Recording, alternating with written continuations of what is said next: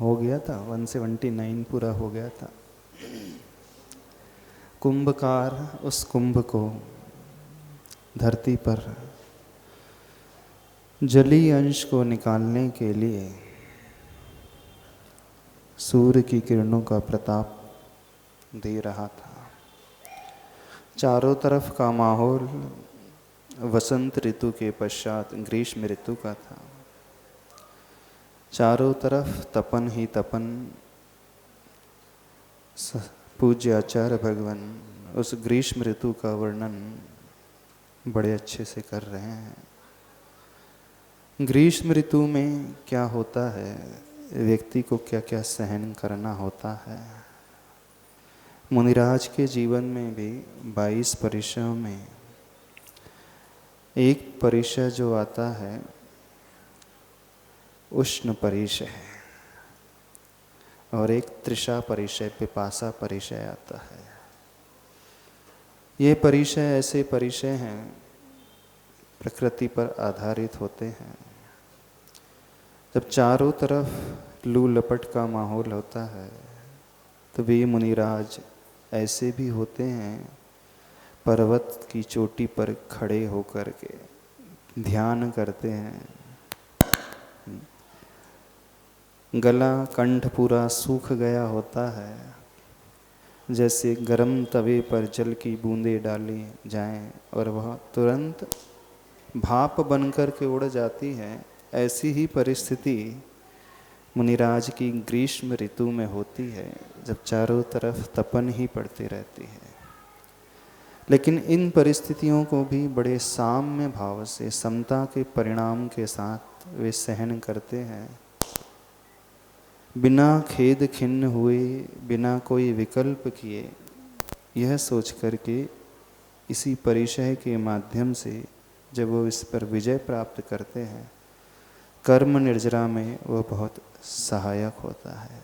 वर्तमान में हम देखते हैं पूज्य आचार्य भगवान गुरुदेव श्री विद्यासागर महाराज श्री कैसे उन शीत और ग्रीष्म ऋतु के परिचय को सहन करते हैं। उस कृश काया में, वृद्धावस्था की काया में भी चेहरे पर कोई शिकन नहीं, मुस्कुराते हुए, प्रसन्न चित्त रखते हुए वातावरण को कर्म निर्जरा में सहायक मानते हुए सहन करते हैं।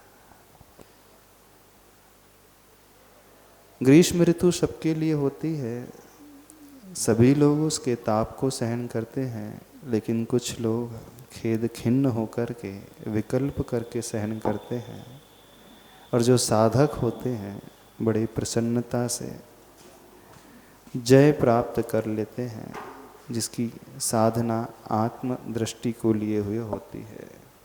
तो वर्तमान युग में आचार्य भगवान उन परिचयों में उस ग्रीष्म परिचय को बहुत अच्छे से सहन करते हैं।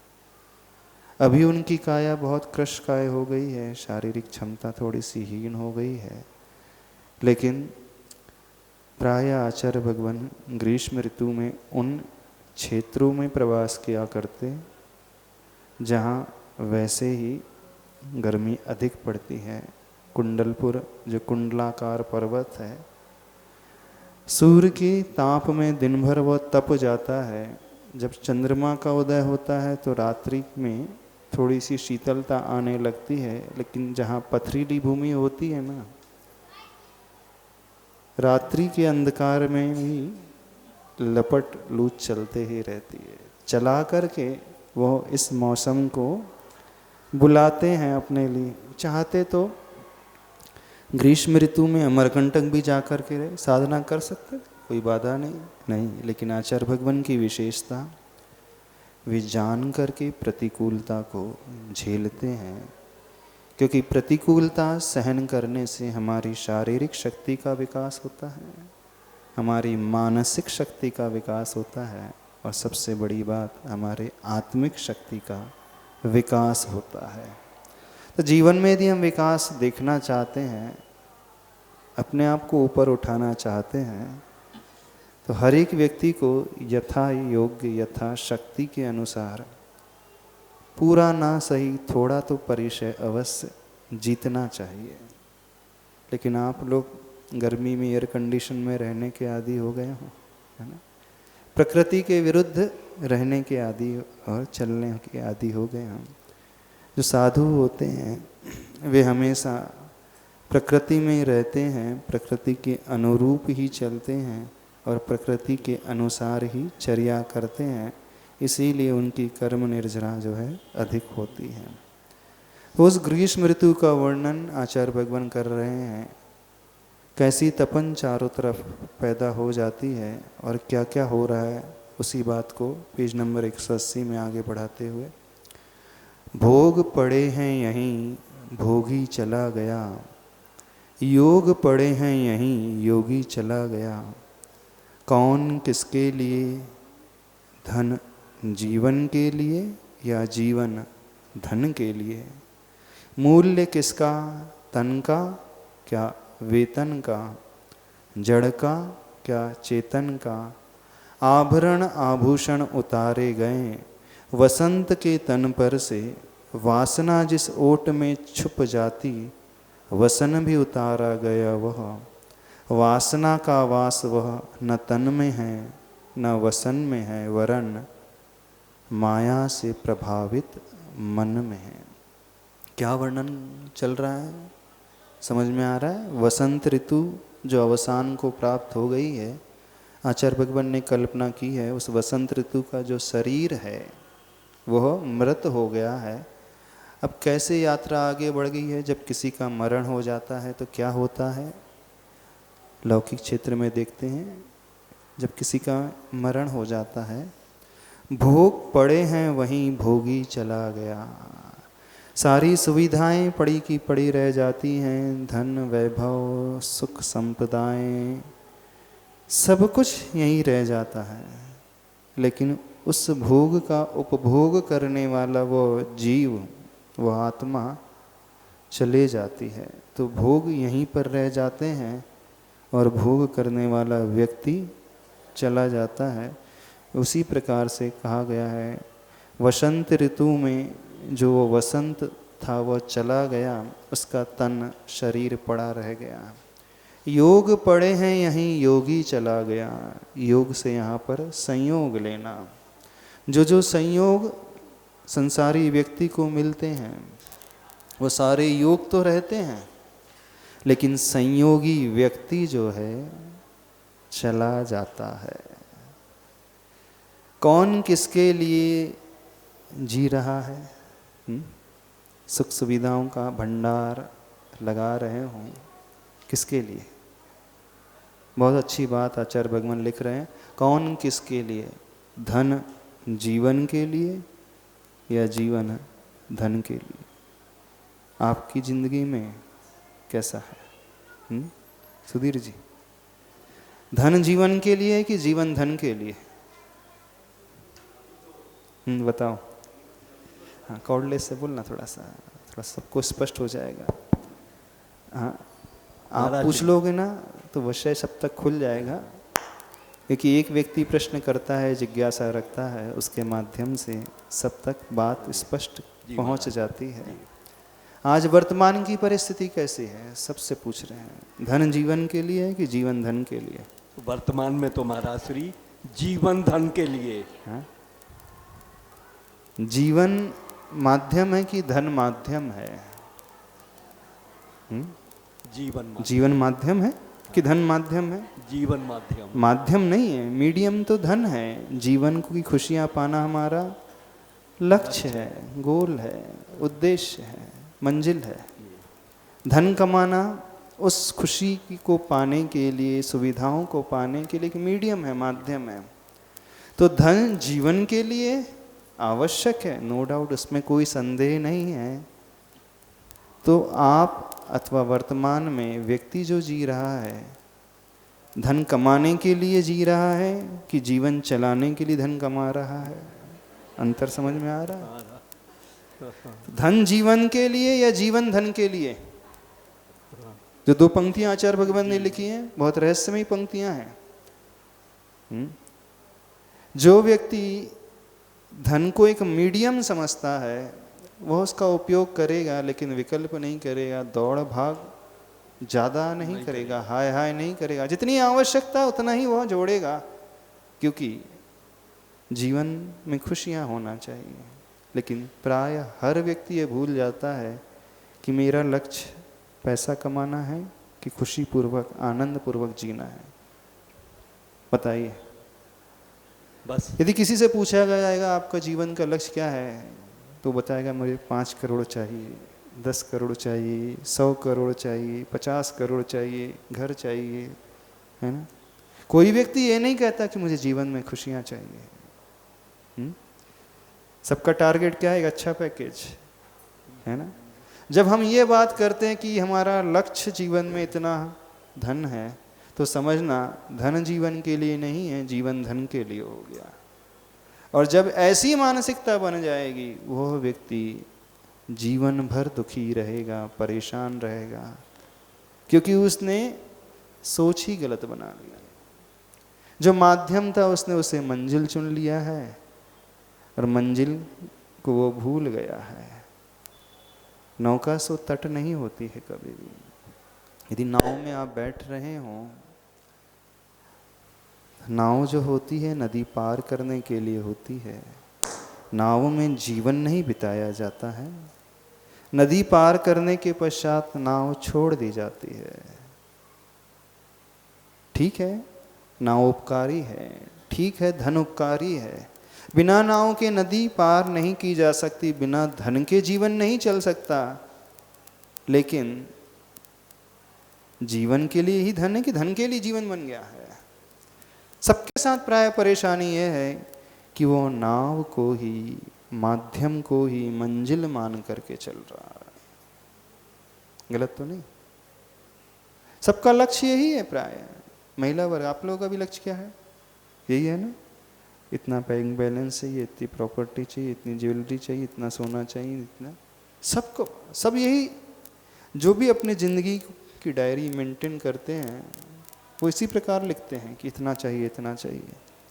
जब ये चाहिए, ये चाहिए, तो आप समझना आपने अपने जीवन को धन के लिए समर्पित कर दिया है। मूल्य किसका? तन का क्या वेतन का? जड़ का क्या चेतन का? कीमती कौन है? जब सर्विस की जाती है तो वेतन मिलता है, सैलरी मिलती है। उस दृष्टि में मूल्य किसका? तन का है, और वह वेतन जो सैलरी है जीवन चलाने के लिए उपयोगी है। मूल्य जड़ का है कि चेतन का है? मूल्यवान कौन है? जड़ की चेतन? चेतन। कीमत किसकी ज़्यादा? चेतन की। शरीर क्या है? जड़ है, चेतन है। तो आप कीमत किसकी ज़्यादा आंकते हो? 24 घंटे किसके लिए लगे हों? चेतन के लिए कि जड़ के लिए? यदि मूल्यवान चेतन है तो व्यक्ति चेतन की फिक्र करेगा। ऐसा नहीं जड़ को फेंक देगा, शरीर भी है, आवश्यक है, लेकिन कीमती चेतन तत्व है। तो मूल्य किसका? जड़ का क्या चेतन का? आभरण आभूषण उतारे गए वसंत के तन पर से, वासना जिस ओट में छुप जाती वसन भी उतारा गया वह। जब किसी की अर्थी निकाली जाती है, शवों में से उसके आभूषण, ज्वेलरी जो है उतार दी जाती है, निकाल ली जाती है, कि वो पहने पहने ही भेजा जाता है। बहुत प्रिय थे पिताजी, दादाजी, बहुत अमीर थे, हाथ में भी, उंगलियों में भी अंगूठियाँ थी। अब अंगूठी नहीं निकल रही, मान लीजिए कि हॉस्पिटल से बॉडी देर से मिली और उस पीरियड में बॉडी फूलने लगी, फिर क्या करोगे? हाँ, अंगूठी निकल नहीं रही है, फिर क्या किया जाएगा? उंगली काट करके निकाल लेता है व्यक्ति। हाँ हाँ, हुए हैं ऐसे केसेस। क्यों? बोले अब तो ये डेड बॉडी है, अब पिताजी थोड़ी हैं, दादाजी थोड़ी हैं। जो अभी तक प्रिय थे, जिसके बिना जिया नहीं जाता था, मरने के बाद क्या हो जाता है? तुरंत कहते जल्दी उठाओ, नहीं, जितनी देर तक रहेगी बॉडी उतनी परेशानी, जल्दी ले जाओ। जो अभी तक बहुत बहुत बहुत प्रिय थे, ऑल ऑफ सडन क्या हो जाता है? अब व्यक्ति उसे देखना क्यों नहीं चाह रहा? तो उंगली भी काटने को तैयार हो जाता है, और हाथ में कोई कंगन नहीं निकल रहा है तो पंजा भी काटने को तैयार हो जाएगा। क्यों होता है बिल्कुल, क्योंकि सोने की कंगन है, हीरे जड़े हुए हैं, बहुत कीमती हैं, दोनों हाथ में हैं। अब सासू माँ के दोनों हाथ में अच्छे, क्योंकि बहुत रईस घर के थे, 10-10 कैरेट के। हाँ अच्छा अच्छा अच्छा अच्छा, हाँ थोड़े से दिमागदार है, बोले हम हाथ और अंगूठी, हाथ उंगली थोड़ी काटेंगे, सुनार को बुलवाएंगे, धीरे से कंगन काट करके अलग कर ली। हाँ हाँ हाँ हाँ, आप थोड़े थोड़े थोड़े समझदार हैं ना। कहने का अभिप्राय है कि जो व्यक्ति बहुत अच्छा, जिसके लिए मानता था, अब वह उसे प्रिय नहीं रहा, घृणा सी आने लगी, बदबू सी आने लगी। तो क्या होता है? आभरण आभूषण उतारे गए हैं, किसके? किस शव से? वसंत के तन पर से। वसंत ऋतु चूंकि चली गई थी, तब उसके ऊपर से आभरण और आभूषण उतार लिए गए हैं। वासना जिस ओट में छुप जाती है, वसन भी उतारा गया। वसन का अर्थ होता है वस्त्र। जब चिता जलाई जाती है तो उस वस्त्र को अलग करके कफन पहनाया जाता है, नया वस्त्र पहनाया जाता है, सही है ना? तो क्या वासना जिस ओट में छुप जाती है, व्यक्ति जो है वस्त्र क्यों पहनता है? ठंडी लगती इसका कारण, शर्म आती इसका कारण नहीं, अपनी वासना को छिपाने के लिए वो वस्त्र का प्रयोग करता है। तो वह वसन भी उतारा गया। वह वासना का वास वह न तन में है न वसन में है, वरन माया से प्रभावित मन में है। वासना का स्थान कहाँ रहता है? शरीर में, वस्त्रों में। कुछ लोग कहते हैं किसी को देख करके भाव खराब हो जाते हैं, किसी के वस्त्र को देख करके परिणाम बिगड़ जाते हैं। तो वस्त्रों को देखकर, आभूषण को देखकर, शरीर को देखकर परिणाम बिगड़ रहे हैं। वासना का वास उस शरीर में है, वस्त्र में है, आभूषण में, कि किस में है? आचार्य भगवान कह रहे हैं वासना का वास वह न तन में है न वसन में, वरन बल्कि किस में है? माया से प्रभावित मन में है। जिसका मन चलायमान होगा, चंचल होगा, उसके मन में ही यह परिणाम उत्पन्न होंगे। सामने वाला निमित्त है, यदि निमित्त को देख करके प्रभावित होना कंपलसरी होता तो फिर वे मुनिराज भी बैठ कर के तपस्या करते रहते हैं दिगंबर अवस्था में, उन्हें कोई फर्क क्यों नहीं पड़ता? हाँ, वैसे ही आभरण है, आभूषण है, वस्त्र है, शरीर है। क्यों?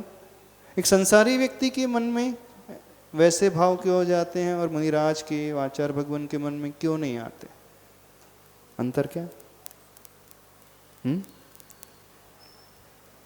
क्या अंतर?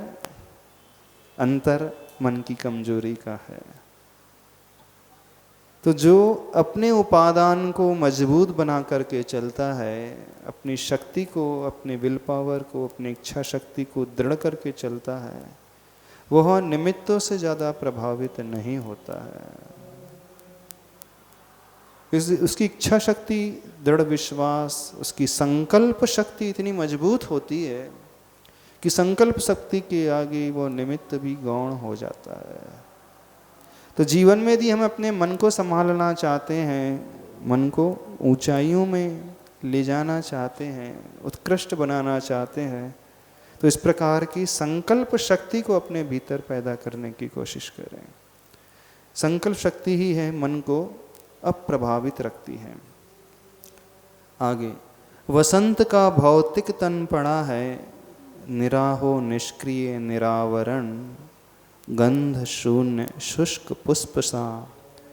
उसका मुख थोड़ा सा खुला है, मुख से बाहर निकली है रसना उसकी। रसना थोड़ी सी उल्टी पलटी है, कुछ कह रही सी लगती है। भौतिक जीवन में रस ना। और पेज नंबर 181, रस ना ना सर, अर्थात यानी वसंत के पास सर नहीं था, बुद्धि नहीं थी हिताहित परखने की। यही कारण है कि वसंत सम जीवन पर संतों का ना सर पड़ता है। दाह संस्कार का समय आ ही गया, वैराग्य का वातावरण छा सा गया। जब उतारा गया वह वसंत के तन पर से कफन कफन कफन, यहाँ चल रही है केवल तपन तपन तपन। भाव समझ में आए? वह वसंत ऋतु का भौतिक तन यानी शरीर पड़ा है किस प्रकार? निराहो निष्क्रिय निरावरण। निरा मतलब एकमात्र निष्क्रिय पड़ा सा है, उसमें कोई हलन चलन नहीं, कोई क्रिया नहीं, आवरण से रहित, गंध शून्य शुष्क पुष्प सा। वह फूल जो सूख जाता है, गुलाब का वह फूल जब सूख जाता है उसमें सुगंधी नहीं आती है। फूल तो दिखता है लेकिन सुगंधी गायब हो जाती है, यानी गंध रहित वह सूखा हुआ जैसा पुष्प फूल है होता है। उसी प्रकार जिस तन में से प्राण निकल जाते हैं, जिसमें से चेतना चली जाती है, तो वह तन चेतना रहित, सुगंधी रहित, ज्ञान रहित, दर्शन रहित, सूखा सा पड़ा रहता है ना। तो वही स्थिति उस वसंत के तन की है, गंध से रहित शुष्क पुष्प सा। उसका मुख थोड़ा सा खुला है, जब शरीर पड़ा था मुख खुला था, मुख से बाहर निकलती है रसना उसकी। जिह्वा थोड़ी सी बाहर सी निकल रही थी, रसना थोड़ी सी उल्टी पलटी है। किसी के प्राण निकलते हैं तो कुछ लोगों का मुख खुला सा रहता है, जिह्वा जो है टेढ़ी हो जाती है। कभी देखा होगा समाधि के समय जिसके प्राण निकलने को होते हैं तो कुछ शरीर संकेत देता है। एक रिष्ट समुच्चय ग्रंथ है, उसमें सारे संकेत छिपे हुए हैं। यदि जिह्वा टेढ़ी हो जाए, पलटने से लगी, तो समझना व्यक्ति के प्राण कुछ घंटों के ही बाकी हैं, उसका मरण जल्दी होने वाला है। जीभ जो है टेढ़ी होने लगती, कान जो है अपने आप मुड़ने से लगते हैं। यदि आपने किसी की मरण को देखा हो निकट से, समाधि के समय जब प्राण निकलने को होते हैं, एक दिन पूर्व, 2 दिन पूर्व उसके शरीर की, चेहरे की जो बनावट है सब बदलने से लगती है। तो वो संकेत दे रही है कि अब मरण होने को है। तो इस प्रकार से जब मरण होता है तो मुख खुला सा रह गया था, जिह्वा बाहर सी लटक रही थी, कुछ कह रही सी लगती है। जो बाहर लटक गई थी जिह्वा, मानो कुछ संदेश दे रही थी। क्या संदेश? जिह्वा को रसना कहा जाता है। रसना मतलब जीभ, टंग। भौतिक जीवन में रस ना, यानी ये संसार जो है कैसा है? नीरस, कोई रस नहीं। कितने लोगों को लगता है इसमें रस नहीं है? कोई चार्म नहीं है, कोई आनंद नहीं है? सही सही बताना, कितने लोगों को ऐसा लगता है? लगता है? यानी सबको बड़ा रसदार जीवन लगता है? नहीं लगता है। तो आचार्य भगवान ने गलत लिखा है, भौतिक जीवन में रस ना।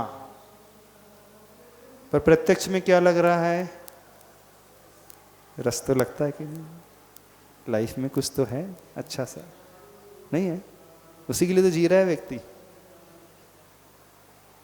तो गलत है ना ये वाक्य, भौतिक जीवन में रस नहीं। फिर जिंदगी कैसी है आपकी? रसदार है, नीरस है, रस रहित है? इसका अभिप्राय क्या है इस शब्द को, इस वाक्य को लिखने का, कविता की पंक्ति को लिखने का? भौतिक जीवन में रस नहीं होता है, अर्थात एक दिन तो सबको मरना ही है।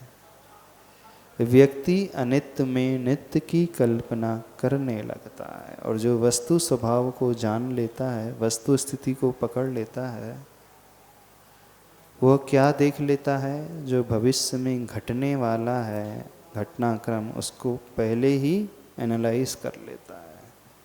और जो भविष्य में घटने वाली घटना को पहले देख लेता है, उसे विकल्प नहीं होते हैं। फिर वो ज़्यादा रचता पछता नहीं है ना?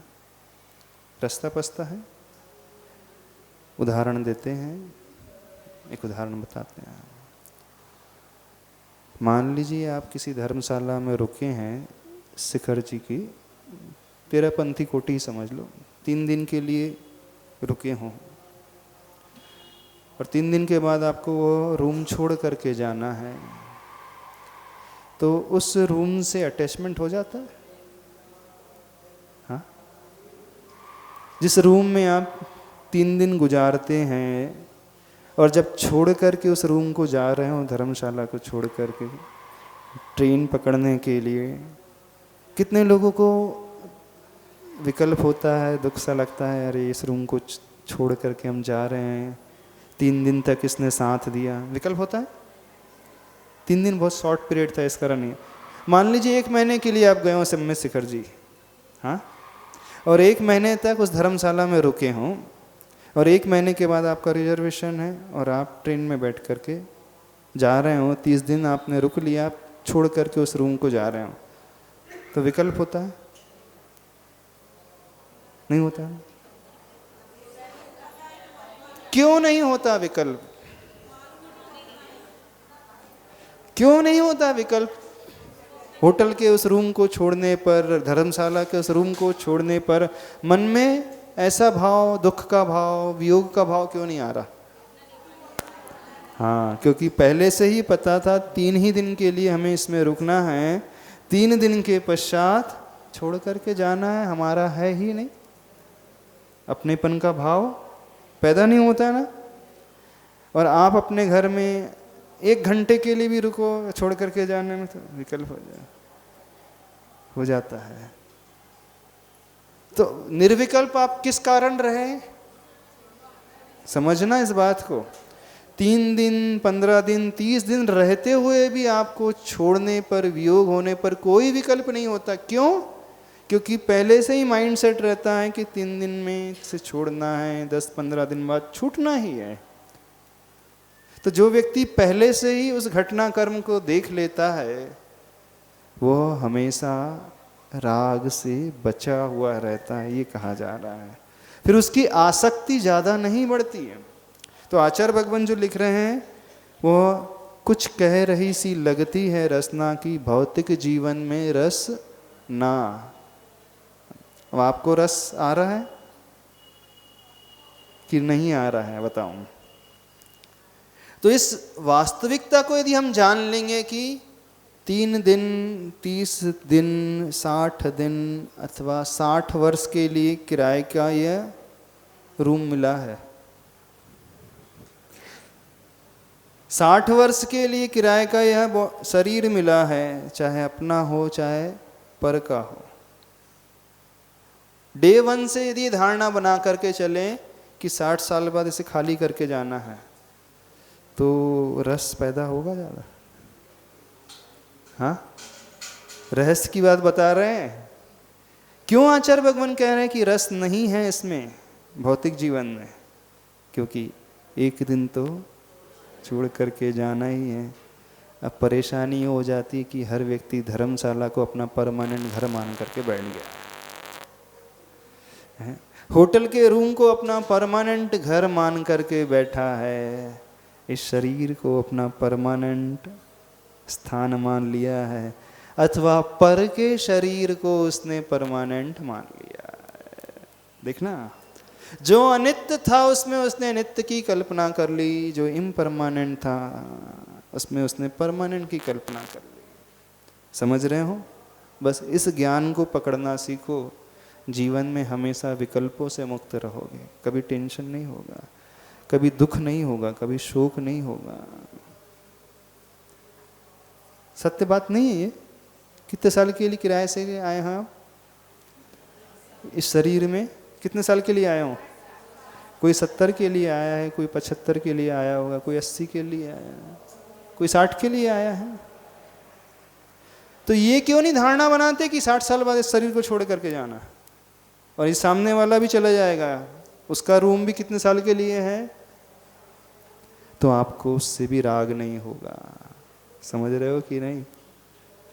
उससे भी ज्यादा राग नहीं होगा, और वियोग में खेद खिन्नता शोक नहीं होगा। वो व्यक्ति हमेशा आनंद में रहेगा। बस वे जो योगी होते हैं, मुनिराज होते हैं ना, उन्हें विकल्प क्यों नहीं होता है? क्यों विकल्प नहीं होता है? क्योंकि वह उस घटनाक्रम को पहले से ही देख लेते हैं जो भविष्य में घटने वाली है। समझ में आ रही बात? नहीं आ रही बात? तो क्यों नहीं वास्तविकता का ज्ञान प्राप्त कर लेते हैं? बड़ा सरल सा है। कितने साल के लिए आए हो आप लोग? कितने साल निकल गए? 60 साल के लिए आए हो। कितने साल निकल गए?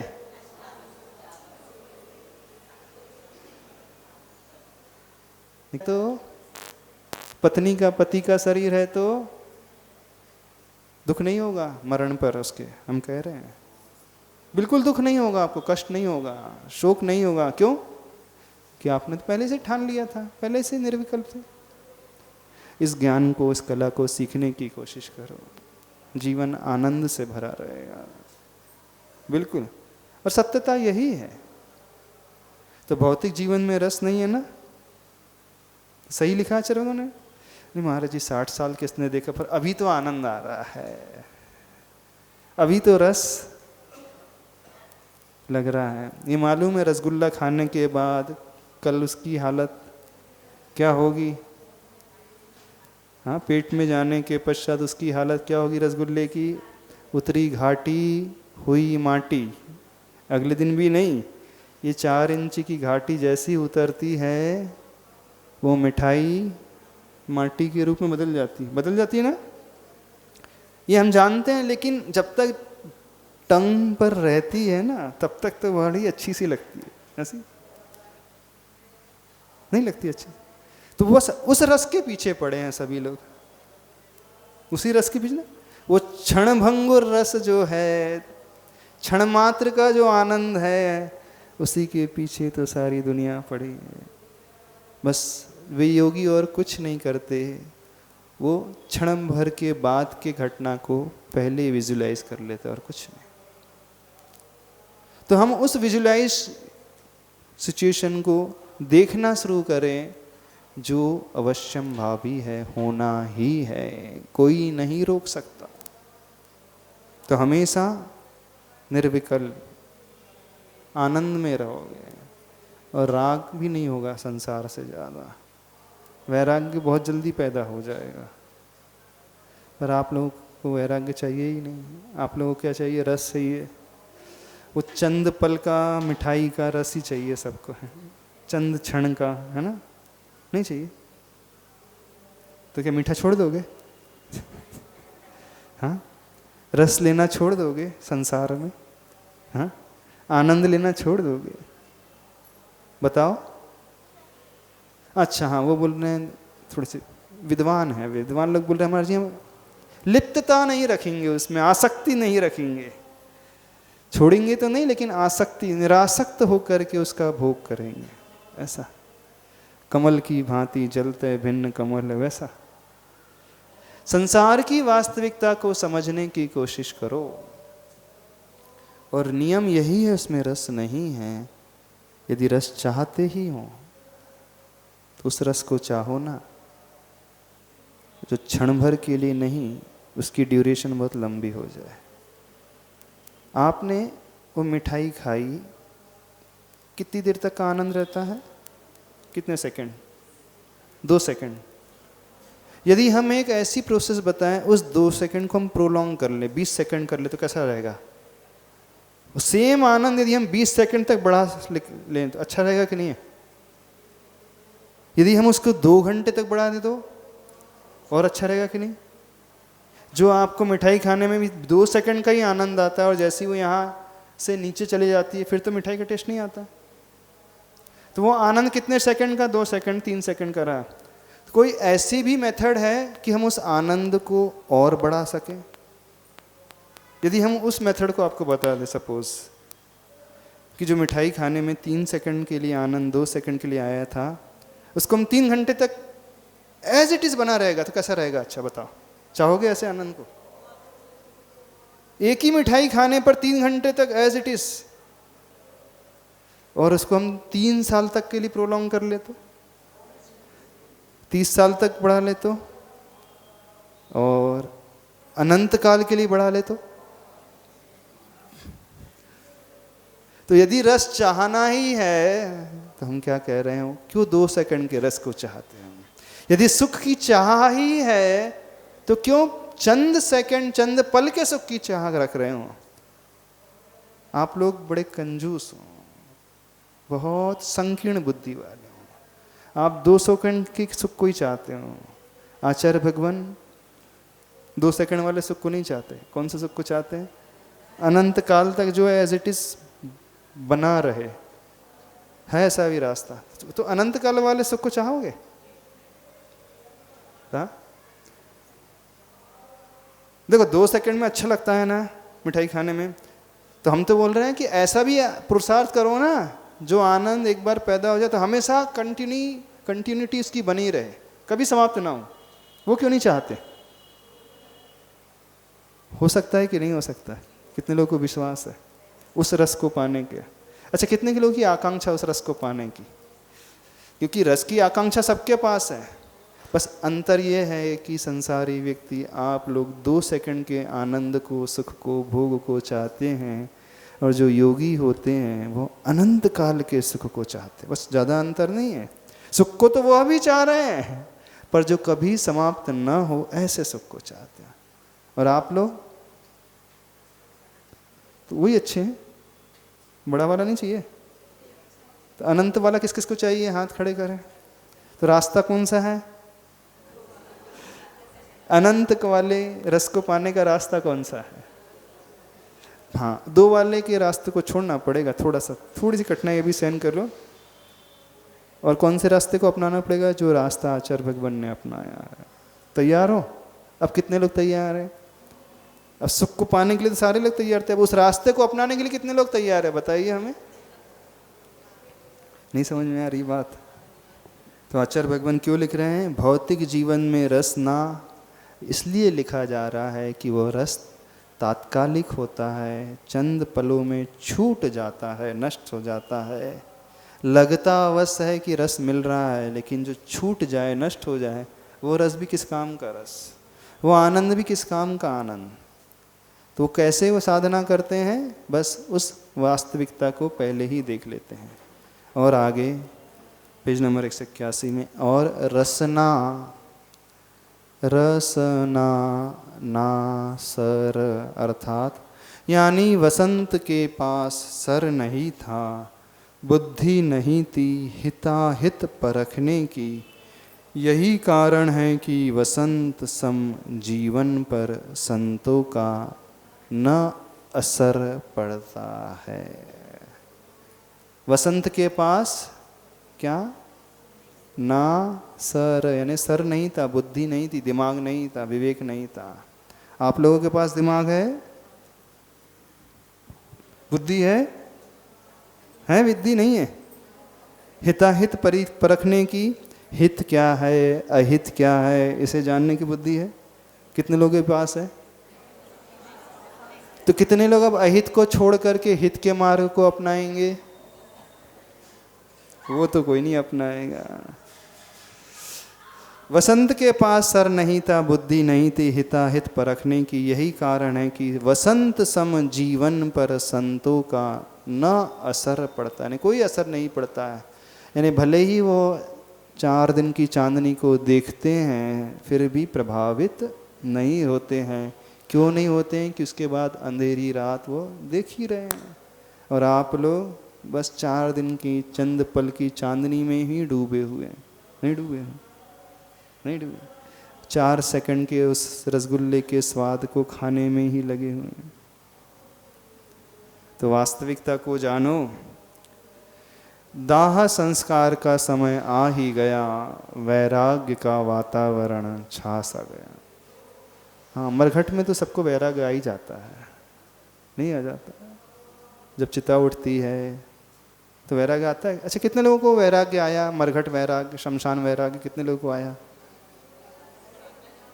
शमशान वैराग्य यानी किसी का मरण आप देख लेते हैं, यंग है, 30 साल का कोई युवा है, मान लीजिए हार्ट फेल हो जाए, एक्सीडेंट में चला जाए, कोरोना में चले जाए, तो लगता है ना संसार में कुछ भी अच्छा सा नहीं है, किसी का कोई भरोसा नहीं है, कौन कब टपक जाए, कौन कब निपट जाए, गारंटी है?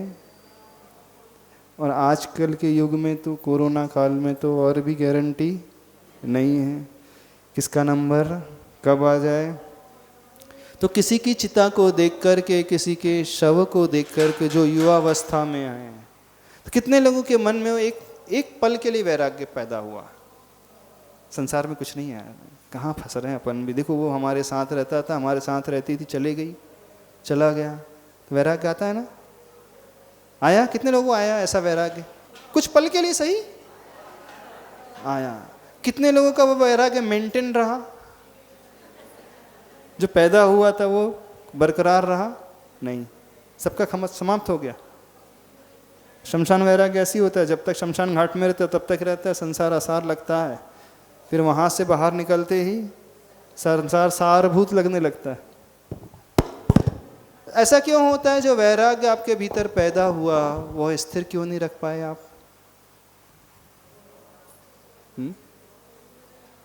कारण पता है आपको? जो वैराग्य आपको पैदा हुआ था किसी की चिता को देख कर के, किसी की डेड बॉडी को शमशान घाट में जाने के पश्चात, वो बरकरार क्यों नहीं रह पाया आपका? समाप्त क्यों हो गया? हाँ, इसलिए समाप्त हो जाता है कि आप उसे मेंटेन करने का पुरुषार्थ ही नहीं करते। वो जो वैराग्य है उस अंकुरण की भांति होता है, जो बीज जब बोया जाता है भूमि में, उसमें से अंकुरण फूटता है। लेकिन जैसे ही अंकुरण फूटता है तब सबसे ज़्यादा आवश्यकता होती है उसकी केयर करने की। यदि उस समय केयर नहीं किया जाएगा तो क्या होगा? थोड़ी सी बारिश आ जाएगी तो नष्ट हो जाएगा, आंधी तूफान आएगा टूट जाएगा, नहीं है तो भेड़ बकरी आकर के चर के चले जाएगी, अथवा कोई गाड़ी आएगी निकल जाएगी, अथवा कोई व्यक्ति आएगा उसके ऊपर पैर रख देगा, अथवा कोई बच्चे आएंगे खेल खेल में निकाल करके फेंक देंगे। तो उस अंकुरण को अथवा उस पौध को वृक्ष तक आदि आपको पहुंचाना है तो क्या करना होता है? जो अंकुर फूटा उस बीज में से, वैराग्य के बीज में से अंकुर फूट गया है। अब आपका वैराग्य समाप्त हो गया है, शमशान वैराग्य। क्यों समाप्त हो गया है?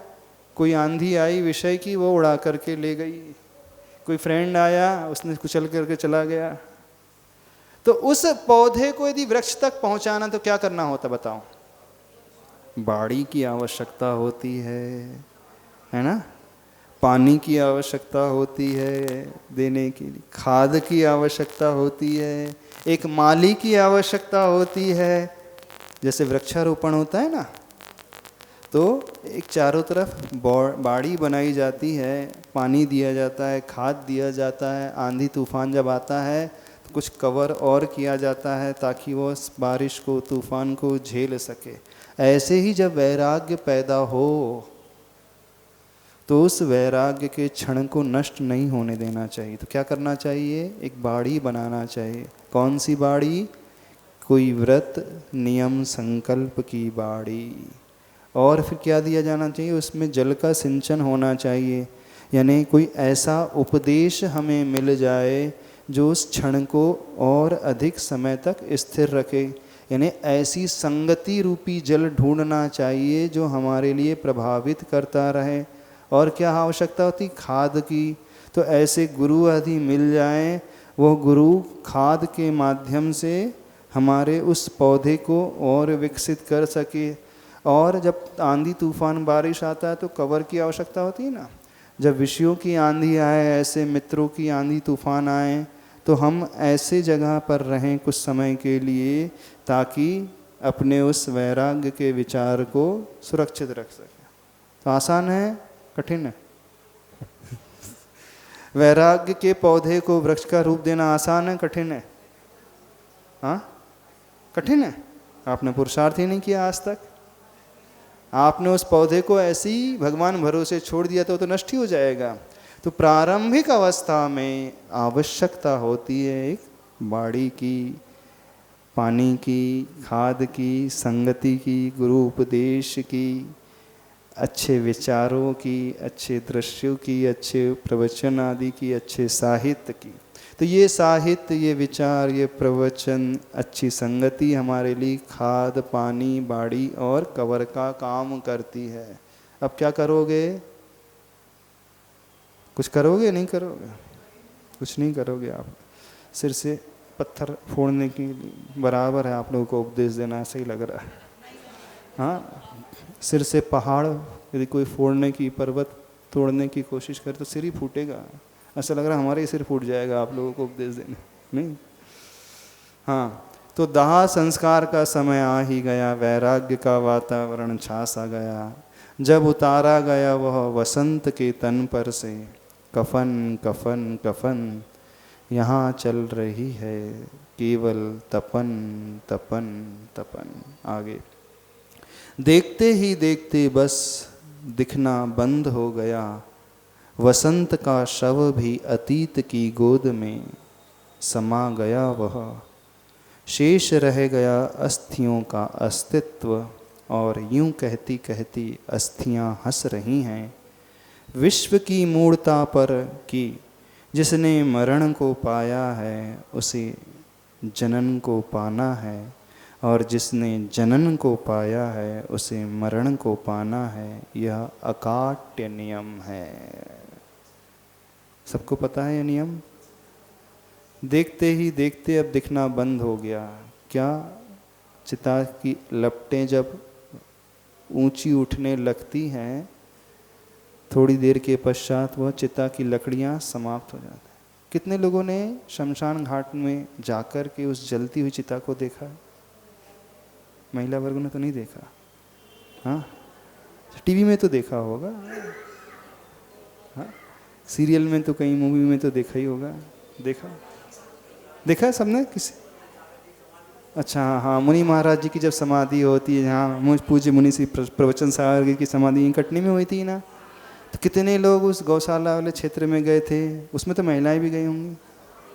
देखी थी वो समाधि स्थली जब?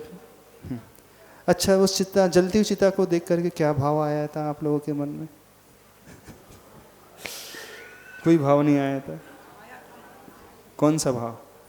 हाँ, जिसको आना है वो तो उसको जाना होता ही है। जो जन्म लेता है वो तो एक दिन मरता ही है। संसार ऐसे ही क्षणभंगुर है, कुछ भी निश्चित नहीं है, कुछ भी पक्का नहीं है, कब क्या हो जाए कोई भरोसा नहीं। ऐसा विचार तो आता है। दूसरों को समझाने के लिए, है ना, दूसरों को समझाने के लिए आता है। हाँ, आप सांत्वना दे देते, भैया अब आए हैं तो सबको जो जाना ही है। ऐसी वैराग्य का भाव किसी को नहीं आता। सब बड़े निष्ठुर हैं। यूं कहते कहते अस्थियां हंस रही हैं विश्व की मूर्ता पर। मूर्ता मतलब मूर्खता। कौन सी मूर्खता है? जिसने मरण को पाया है उसे जनन को पाना है। जनन यानी जन्म, यानी जिसकी मृत्यु हुई है नियम से उसका जन्म होगा ही, और जिसने जनन को पाया है उसे मरण को पाना है। यह अकाट्य नियम है। कितने लोगों को इस नियम पर विश्वास है? जिसका मरण होगा उसका पुनर्जन्म होगा, कितने लोगों को विश्वास है? सबको विश्वास है। आप लोग, जब आपके घर में कोई मरता है तो फिर दुख नहीं होता? क्यों होता? क्यों? किस बात का दुख? आपको विश्वास है ना, यहाँ मरण हुआ तो तुरंत वो पैदा हो गया होगा। कितना समय लगता है पैदा होने में अगले जन्म में? अधिक से अधिक 3 समय, चौथे समय में तो वो पैदा हो ही जाता है। तो आपके घर में किसी की गमी हो जाती है, वियोग हो जाता है, तो कितने लोगों को रोना नहीं आता है? अच्छा, रोना क्यों आता है? अरे यहाँ मरण हुआ, वृद्ध हो गए थे, दादाजी थे, लकवा लग गया था, हार्ट फेल हो गया था, शरीर नहीं चल रहा था, कोमा में थे, तो अच्छा होगा ना, शरीर छूट गया, अब वहाँ जा कर के नया शरीर मिला, तो नया शरीर मिलना तो अच्छी बात है कि नहीं? तो उसमें खुशी होना चाहिए कि दुख होना चाहिए मरण पर? थोड़ा बोलना। अरे जब खटारा, सड़ा गला शरीर छूट करके नया शरीर मिलता है तो प्रसन्नता होना चाहिए, खुशी होना चाहिए, एक ही दुख होना चाहिए? बताओ हमें। प्रसन्न होना चाहिए ना, जब नया शरीर मिला तो।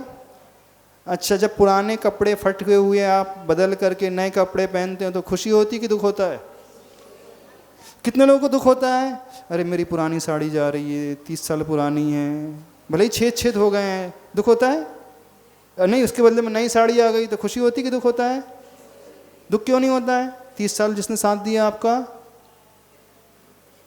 दुख क्यों नहीं होता? हाँ बोलना बोलना, बोलो बोलो बोलो, हम सुनना चाहते हैं। हाँ नमस्ते। हाँ, समझो इस बात को। हाँ हाँ बोलो, क्यों नहीं दुख होता है? सुख खुशी क्यों नहीं होती? मैं कई बार ये सोचती हूँ। क्या सोचते हो कई बार? कि जैसे समझो इस बात को। नहीं, हम उस व्यक्ति से, जैसे पति है या बेटा है, हाँ हाँ हाँ हाँ, हम उस व्यक्ति से प्रेम करते हैं या उसे अपना मानते हैं, हाँ। या हमारे जीवन में जो हमारे कार्य में सहयोग कर रहा अच्छा, जो कार्य में सहयोग कर रहा था वो सहयोग करने वाला चला गया, इस कारण दुख होता है? ये भाव भी आता है, इस कारण दुख होता है। हाँ, क्योंकि हम जैसे कभी और नया शरीर मिलता है तो खुशी होती है ना? नए शरीर की तो वहाँ कोई बात ही नहीं होती हाँ, है। नहीं, अब जब यहाँ मरण हुआ, अब आपने कहा ना पक्का विश्वास है, जिसका मरण हुआ है उसका जनन निश्चित है। वो निश्चित है। हाँ, लेकिन तो सामान्य रूप से जब हम लोग जैसे महिलाएं जैसे रहते हैं, हाँ, तो वहाँ ये चर्चा, उन्होंने कहा ए हमारे भी इतने अच्छे रहते, ऐसो कर देते, ऐसो कर देते। हाँ, ये मैं जनरल बात हाँ, नहीं, बता बहुत रही अच्छी, हूँ। बहुत आप अच्छे से सही बात कह रहे हैं। तो उस समय मेरा ये समझ में नहीं आ पाता हाँ। कि हम उस व्यक्ति से मतलब अपने संबंधों के कारण प्रेम कर रहे हैं या उसकी अनुपस्थिति में हमारा अब हम वो बता कार्य रहे नहीं हो हैं पाएगा। आप लोग क्यों रोते हैं। जी, अब आपको लगता है हर महीने 40,000 रुपए कौन देगा? अब घर के लिए पूरा राशन पानी कौन लाएगा? बच्चों की फीस कौन भरेगा? है ना? उनके लिए नहीं रोते हो आप लोग? सुनो ना, कोई भी व्यक्ति अपने पति के लिए नहीं रो रहा है, मेरी सुख सुविधाओं की पूर्ति कौन करेगा? अब तो बचा ही नहीं कोई, तो आप अपने सुख सुविधाओं के लिए रो रहे हो, है ना? बड़े स्वार्थी हुए, यानी जिस पति ने जीवन भर साथ निभाया, आप उसको भी चट कर गए, गोल कर गए, तो आप उसके लिए नहीं रोते ना? हाँ, किसके लिए रो रहे हो? बड़े स्वार्थी हैं, सब अपने अपने सुख को रोकते हैं। हाँ, पिता पुत्र दारा अपने अपने सुख को रोवे, तो सब स्वार्थी हो कि नहीं? तो कोई पिता नहीं है कि आपकी दृष्टि में, कोई पुत्र नहीं है, कोई पत्नी नहीं है, कोई पति नहीं है ना? सबके लिए क्या है? अपनी सुविधा है, पैसा है, कपड़े हैं, किराया है, बस। तो समझ लो इस वास्तविकता को।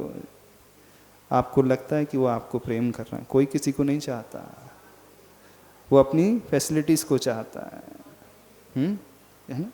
तो ज़्यादा राग करना ही नहीं, सब स्वार्थी हैं।